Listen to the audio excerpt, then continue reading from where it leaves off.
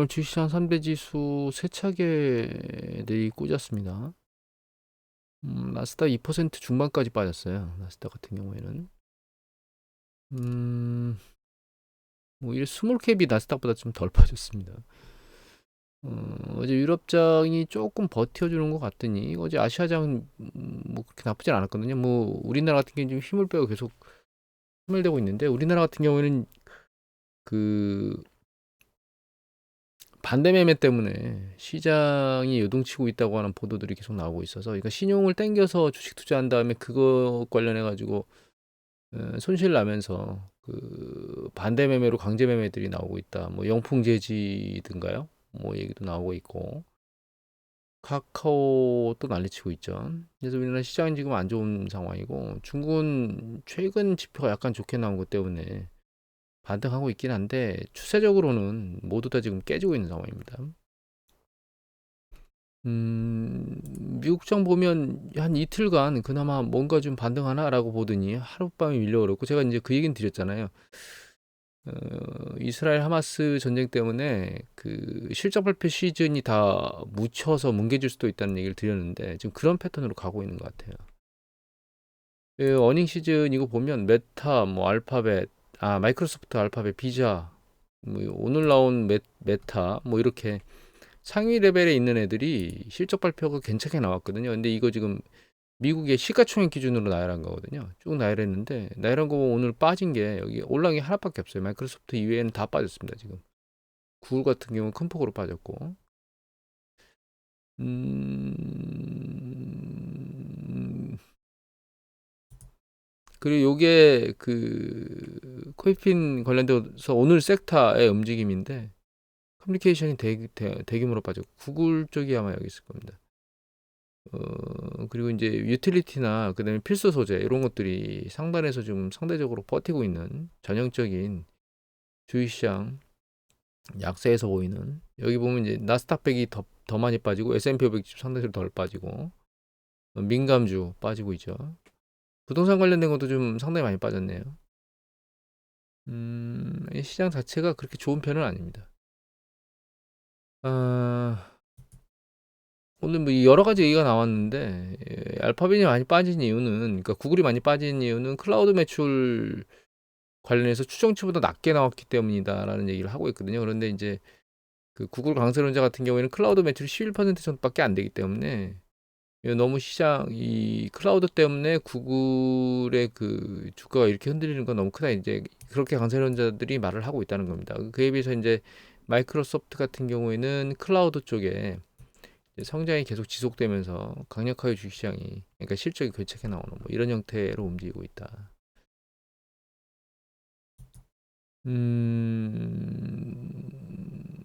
일단은 지금 뭐 간단히 뭐 실적 좋게 나오고 이런 게 문제가 아니고, 시장 자체가 이스라엘 하마스 전쟁 때문에 그 글로벌 경제의 불확실성이 커지면서 결과적으로는 실적 지표를 빼고 아래로 짓누르고 있는 주식시장을, 그 패턴이고, 그나마 괜찮았던 가장 강력했던 인도도 지금 부러지고 밑으로 밀리고 있습니다. 이 50일 이동 평균선 윗단에서 더 많이 놀고 있다가 이제 아랫단으로 깊어지고 있죠. 니케이인데, 니케이 같은 경우에도 윗단에서 잘 놀지 못하고 지금 두들겨 맞고 내려오고 있는 패턴들을 보이고 있거든요. 뭐 우리나라는 뭐 이루 말할 수 없이 밑으로 쭉, 이거 아예 갭이 생겼죠. 여기 사이에 반등이 아예 안 되고 갭이 생겼고, 니케이 같은 경우에도 그나마 이제 장을 봐야 되겠지만 오늘 장이 세차게 밀릴 것 같습니다. 제가 보기에는 미국 장이 이렇게 밀렸기 때문에 글로벌 장은 다 밀리겠죠. 반등할 수 있는 여건이 없죠. 그래서 전체적으로 뉘앙스는 밑으로 아래로 내려가고 있는 뉘앙스인 것 같고, 달러 인덱스 다시 머리를 들고 올라오고 있습니다. 10년국제 수익률도 반등해서 다시 올라갔거든요. 예, 그래서 또 4.9대로 다시 밀고 올라와서 최근 보면, 5% 언저리에서 한번 장중 치고 올라갔다 내려오긴 했는데, 이게 다시 한번 치고 올라갈 것 같습니다. 그래서 아직 그 연방준비 페드에서 기준금리 인상이 끝나는지 안 끝나는지 지금 확인할 수가 없습니다. 아직까지는. 그리고 이 패턴이 5%를 다시 칠 수 있는 가능성을 열어놓고 지금 기다리고 있는 상황입니다. 저 같은 경우에는. 특이한 건 원자재 가격이 보시면 뭐 미친 듯이 올라가다가 또 내려왔다를 반복하고 있거든요, 지금. 불안일락을. 이게 또 방향성을 잃고 있고 금값이 상대적으로는 강하게 보이고 있는데 2,000달러 초반대 올라가서 다시 머리를 두들겨 맞고 또 내려왔죠. 그러니까 이제 지난번에 말씀드렸지만 얘가 2,000달러 좀 넘으면 온스당 심리적 지선으로 계속 머리를 두들겨 맞고 내려오고 있어요 지금. 금값이나 석유, 그러니까 석유하고 다르게 그 순전히 수급 요인에 의해서 움직이는 이 구리 같은 경우에 물론 다른 데서 영향을 받죠. 반대 방향의 영향을 받는데 얘는 지금 강세를 보이는 게 아니고 계속 약세들로 아래로 짓눌리고 있거든요. 그리고 지난번에 그 구리 제고가 쌓이는 걸 보여드렸잖아요. 그래서 글로벌 경제는 경기 수축에 대한 위험성, 미국이 그나마 잘 버티고 있는데 이쪽으로 압력이 계속 가해지고 있는 것 같습니다.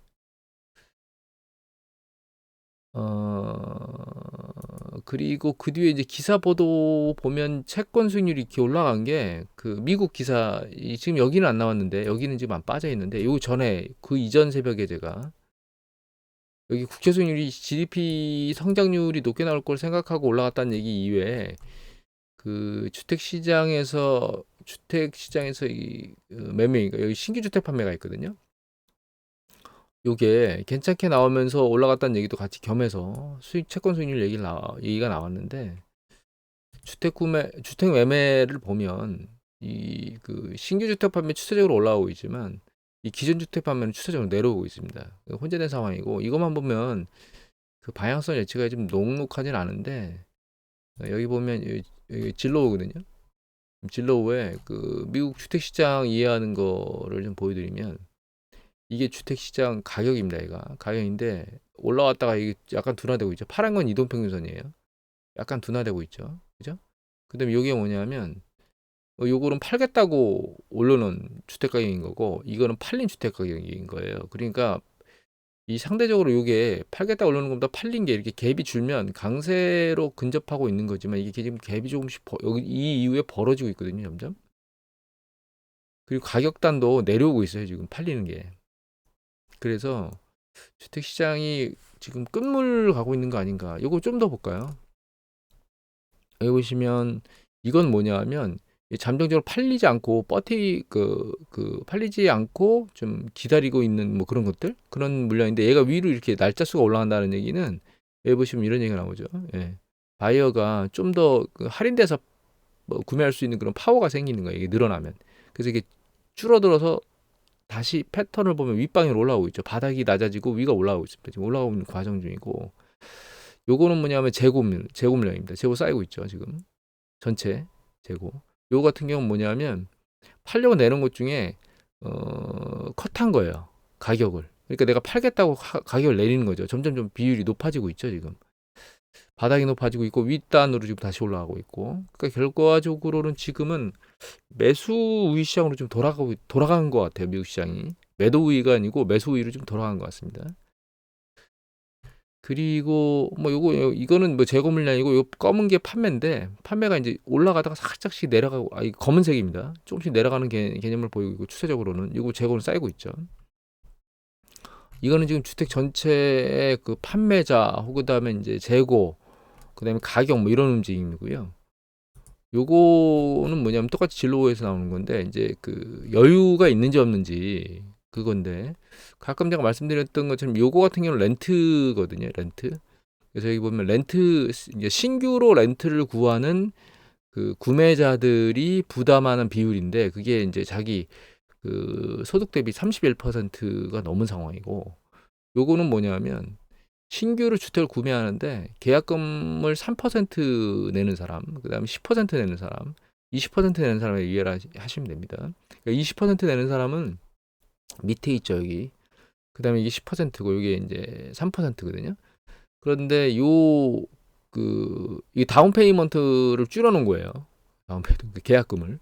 그래서 20% 계약금을 지불하는 사람인 건데 20% 계약금을 지불하면 자기 그 소득 대비 그 부담률이 낮아지겠죠. 그럼에도 불구하고 지금 사실 20%만큼 계약금을 내는 사람은 상대적으로 많지 않고 에버리지 3%대 언저리가 상당히 많고 한 4, 5 계약금 정도? 자기 주택 구매하는 거에 그만큼의 계약금을 낸다는 거예요. 10억짜리면 뭐 3%면 3천만 원을 내는 거죠. 나머지는 대출을 받고. 근데도 부담금이 상당히 높은 수준에 있어요. 그래서 이 밑에 있는 데이터가 뭐냐면 이게 여기 밑에 있는 거 있죠. 2023년 9월 기준으로 이 자기 소득의 그 계약금을 내는데 그 부담하는 기간이에요, 얘가. 그래서 8.8년이 필요하다는 겁니다. 그거 모으는데. 그런데 이제 그 계약금 주택 구매할 때 뭐 세금도 내고 그다음에 이제 보유하면서 이제 보험도 가입해야 되고 여러 가지 요건들이 들어가는 코스트가 그것까지 그걸 한 대략 3%로 잡으면 그러면 한 11.5년 걸린다는 뜻입니다. 주택을 구매하는데 미국이. 그러니까 상대적으로 주택을 구매하는데 좀 더 많은 돈이 필요하다는 뜻이라고 이해를 하시면 될 것 같아요. 그렇게 많은 돈이 필요하고 그리고 그렇게 해서 구매를 한다 하더라도 그 부담률이 지금 거의 40% 전후에 육박해 있는 상황이거든요. 임대하는 사람들. 물론 임대하는 사람 같은 경우에도 30%가 넘게 육박하기 때문에 렌트료가 굉장히 많이 들어가잖아요. 저러니 대출을 받고 이자를 내는 게 낫다고 생각하는 사람이 있어서 주변에 있는 사람의 돈을 당겨서 최대한 20% 정도를 마련해 가지고 들어오는 사람이 있을 수는 있습니다. 장기적으로는 이제 결과적으로 좋을 거니까. 근데 문제는 이게 고정대출로 나가기 때문에 프라임 모기지가 지금 7.35% 정도로 돼 있는 거거든요. 우량 모기지가. 그러니까 지금 집을 사게 되면 여기에 고정 세팅으로 들어가니까 사실 그렇게 좋은 패턴에 있는 건 아닌 거죠. 그럼에도 불구하고 렌트료가 비싸서 들어오겠다고 할 수는 있긴 하겠지만 장기적으로 이렇게 높은 모기지 고정금리를 부담하러 들어오는 사람은 제가 보기에는 제한적일 겁니다. 그래서 미국 주택시장은 지금 정점 터널을 지나고 있다라고 생각을 하고 있고 이제 수축 국면으로 다시 진입하지 않을까 이렇게 생각을 하고 있습니다. 우리나라는 변동금리, 고정금리 말하는데 얘네들은 지금 단기적으로 장기 대출 같은 경우에 지금 그 고정금리 세팅해서 가는 그런 패턴을 보이기 때문에 주택 모기지가 그래서 주택 시장이 이제 판매나 이런 것들이 괜찮게 지표가 잠깐 나올 수 있긴 한데 시장 자체는 꺾이고 있는 것 같다 이렇게 보고 있습니다. 그리고 이스라엘 사태를 보면 사실 홀로코스트라고 하는 그런 강력한 피해를 입었던 이스라엘이 예전에는 동정의 대상이었던 것 같아요. 그리고 모든 영화들이 그런 쪽으로 다루고 있는데 지금 현재 상황에서 놓고 보면 과연 이스라엘이라고 하는 그 국가가 동정의 대상인가라고 하는 부분들에 대해서 물음표를 찍는 전문가들이 그러니까 사람들이 많은 것 같습니다. 왜냐하면 지금 형제의 행태를 보면 내가 10 당했으니까 너는 100 너는 100, 1000만 이렇게 당이 된다는 뜻으로 지금 움직이고 있는 거잖아요. 전 세계적으로 이제 저만 그렇게 생각하고 있는 건 아니고 일부만 그렇게 생각하는 게 아니고 여기 보면 유엔 총장 같은 경우에는 이스라엘을 약간 비난하면서 하마스 공격을 그러니까 하마스 쪽을 약간 두둔하는 그런 쪽의 내용을 발언했거든요. 이 사람 포르투갈 사람입니다. 물론 자기 조상이 어떤 사람인지 모르겠는데 56년간 짓눌린 게 결과적으로는 이제 지금 하마스 공격의 요인이다 뭐 이렇게 얘기를 한 거죠. 여기 보시면 이제 이집트 마크롱 같은 경우에도 팔레스타인하고 이스라엘하고 서로 나눠보진 않겠다 뭐 이렇게 얘기를 하거나 영국 총리 같은 경우에도 인도적 지원을 위한 정전은 해라 뭐 이렇게 얘기를 하고 있거든요. 그리고 또 한 가지는 이제 유엔에서 그 결의안 공격 일수 중단 결의안을 하는데 미국만 반대하고 전 세계가 다 동의를 했잖아요. 하나를 더 보면 이스라엘 이거 터키 에르도안님 뭐 이분은 뭐 자기 뜻대로 막 하는 사람이니까 하마스 테러적이 아니고 해방자 뭐 이런 얘기를 하고 있죠. 또 한 가지는 에르도안 같은 경우 에르도안이라네 그 네타냐후 같은 경우에는 지금 요번 문제 때문에 그 정치적 위기에 몰려 있다는 얘기가 나오고 있거든요. 그 결과적으로 제가 말씀드리고 싶은 건 뭐냐하면 지난번에도 말씀드렸지만 미국이 전 세계를 통치하던 경찰 국가의 행동은 이미 끝난 것 같습니다. 그러니까 미국도 국력이 쇠퇴하고 있다라고 하는 것들이 지금 보이는 거거든요. 전 세계적으로 미국 말을 듣지 않아요. 중동에서 이미 사우디나 뭐 이런 쪽에서 자기 뜻대로 절대적 우방인 사우디가 이탈한 것도 있고 물론 그거는 뭐 미국이 사우디를 방어해주지 않았기 때문에 요건이 그러니까 미국이 단초를 제공하고 사우디는 거기에 반응을 한 거죠. 그런 단초를 제공하지 않은 인도 같은 경우에도 자기가 원하는 쪽으로 왔다 갔다 하잖아요. 러시아, 중국, 미국을 왔다 갔다 해서 자기가 유리한 쪽으로 결정을 하고 있거든요. 그거는 일본도 마찬가지입니다. 하물며 가장 미국을 쳐다보면서 미국 중심으로 움직이는 일본도 자기의 그 국익에 의해서 움직이고 있어요. 지금 뭐 이스라엘하고 팔레스타인 요 전쟁 같은 경우에도 지금 줄타기를 하고 있죠. 지금 전 세계는 어느 때보다도 결론적으로는 국익에 중심을 두고 국가의 정치적 행동, 그러니까 국가의 행동을 하고 있고 군사적하고 경제적으로는 분리해서 액션들을 하고 있거든요. 우리도 그런 어떤 것들이 필요한 때가 아닌가라는 생각을 하게 됩니다. 쓸데없는 얘기를 좀 했는데 중요한 거는 결론적으로 주식시장은 어떻게 되겠느냐 향후에 생각하고 있느냐 그 부분은 일단은 이스라엘 하마스 전쟁이 쉽게 끝나지는 않을 것 같은데 가자지구를 전면 침공하는 그런 액션이 진행되면 그리고 이제 약간 확전의 냄새들이 좀 더 강해지면 물론 확전될 거라는 생각은 아직도 안 하고 있습니다. 가자지구 침공한다 하더라도 확전이라고 하는 게 헤즈볼라라든가 시리아에서 미사일 쏘는 거 정도지 이란이 공격적으로 뭐 액션을 취해서 뭔가 나오겠다 이런 생각은 안 하고 있거든요. 그럼에도 불구하고 전면전의 확전 냄새가 있으면 한 번 더 밀리는 상황이 필요하겠죠. 뭐 미국 중심 S&P 500 지수를 중심으로 보면 지금 여기 상단에 걸렸거든요. 여기 하단 테스트하러 내려갈 수 있다라는 생각을 좀 하고 있고요. 하단 테스트 내려가기 전에 S&P 500 지수 4,000 언저리에서 공방을 칠 수 있는 가능성이 있겠죠.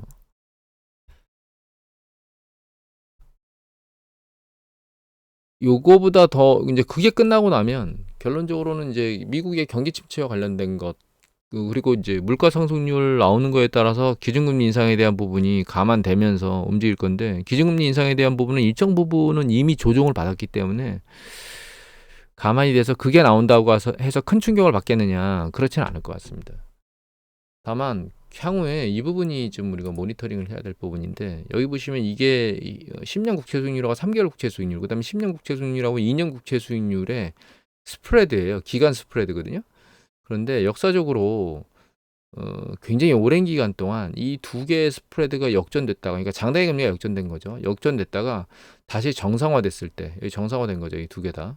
이 정상화됐을 때 그 뒤에 아주 빠른 시간에 여기 두 개가 다 정상화됐죠. 여기 제로 위로 올라가서 빠른 시간에 이 경기가 수축하는 현상이 발생하거든요. 그런데 지금 보시면 최근 얘가 아주 빠른 속도로 위로 붙어 올라가고 있습니다. 두 개 다. 결과적으로 얘가 그 시간이 지나면 올 하반기 내년 초면 이게 두 개 다 플러스로 넘어갈 것 같아요. 이 부분이. 이게 왜 플러스로 넘어가면서 경기가 수축하는지에 대한 부분은 신용 팽창과 수축과 관련된 거하고 그다음에 안전자산 선호도와 관련된 거 뭐 이런 것들이 복합적으로 만들어지는 현상이거든요. 그래서 과거에도 반복적으로 이렇게 됐기 때문에 사실 내년도에 경기가 수축할 가능성은 상당히 높다고 보고 있고요.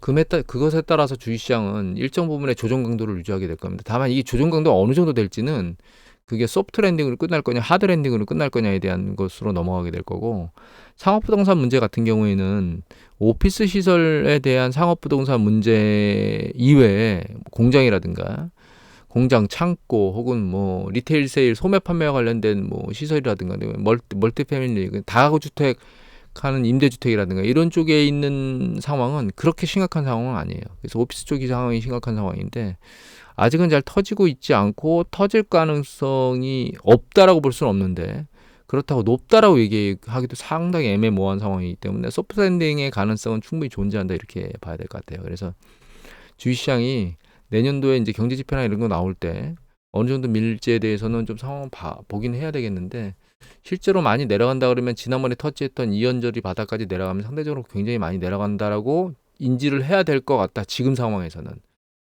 그렇게 판단을 하고 있습니다. 여기까지 내려가겠다 이런 얘기를 드린 건 아니고요. 상황은 지속적으로 모니터링 해야 가능할 것 같고 일단은 이제 올해 말고 내년도의 주식시장은 경기 수축의 가능성을 놓고 보면 상대적으로 올해보다 좋지 않을 것 같은 올해 이렇게 작년 하반기부터 올해 밀려 올라왔잖아요. 내년에는 추세적으로 좀 밀려 내려갈 것 같은 생각이 들고 있습니다. 그리고 과연 이 경기 사이클이 새롭게 다시 사이클이 돌려면, 그러니까 새롭게 돈다는 얘기는 수년간 주시장이 계속 밀고 올라가려면 과연 어떻게 돼야 되느냐, 이 부분에 대해서 상당 고민이 있으실 거예요. 근데 그 부분 이렇게 생각해 볼 수 있습니다. 자, 좀 전에 보신 차트에 제가 기준금리를 넣어놨거든요. 그런데 과거의 패턴을 이렇게 보시면 이 스프레드가 역전돼서 장단기 금리 역전된 뒤에 이게 플러스 패턴으로 넘어오는 가장 주된 이유는 이 기준금리가 추세적으로 내려오기 때문에 그렇습니다. 기준금리가.